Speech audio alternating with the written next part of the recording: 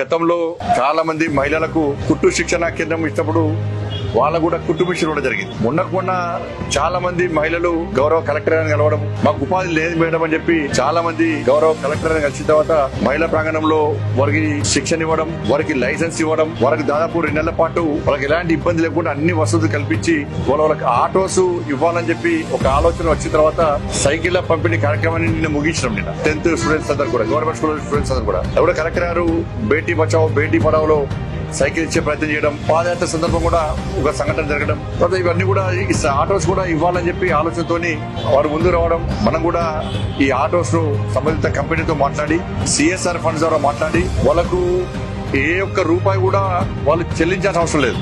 దాదాపు 3,50,000 విలువ చేసే ఆటో, ప్యాసింజర్స్ ఆటోస్ 9, గూడ్స్ ఆటోలు కూడా.